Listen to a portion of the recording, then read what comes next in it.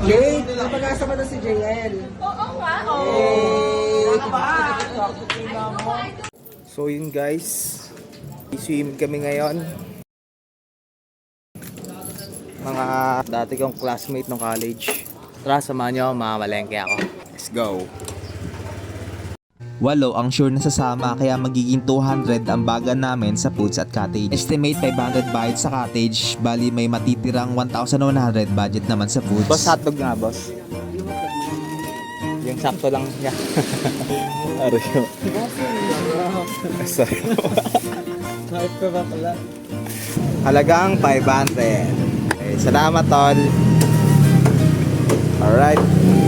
Yung Japanese nyo?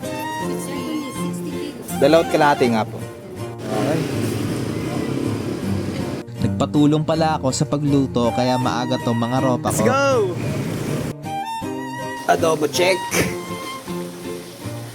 Okay na. Next, pansit. Waiting na tol.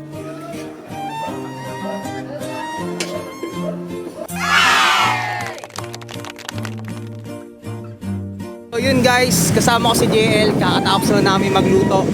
Kahanap naman kami ngayon ng resort. Let's go. Ayun na tol, ang daming tao. So yun tol, dito muna kami magkakanvas ngayon. Villa Lucilia, nakaligo na kami dito kasi guys Dados Resort, mukhang madaming tao dito. Next, Kitty Mart Resort. Sarado. Nakaligo na rin tayo dito tol no? Oo, pre. Naligo na tayo mayan. Dyan kahit DJ. Anestes Resort. Dito tol sa Montalban, tabi-tabi talaga yung mga resort dito. Kaya dinadayo talaga to ng mga turista. Turista ang puta. Mga galing ibang lugar lang naman guys. Canvas muna kami. Don Elmer. Dito ako nag-check-in dati. Marami na tao Dito tol, maraming tao rin dito sa Villa Marina. Kaya tayo tol. Dito tayo sa dulo pre. Try natin dito sa dulo. Villa Elena. Mas madami ata dito pare. Doon tayo sa konti lang tol no? Dami tao dito, mapapatrouble tayo dito. So, magkano 150. Magkano cottage May 300. 150 entrance, 300 cottage. Don Elmer tol. Baka dito na lang tayo guys. Hindi pa tayo nakaswimming dito no? So yun guys, gagawin namin yung pinagbabawal na technique.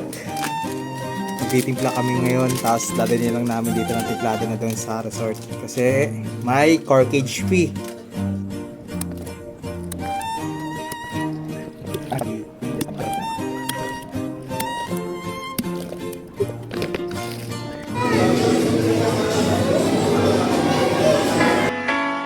Yeah.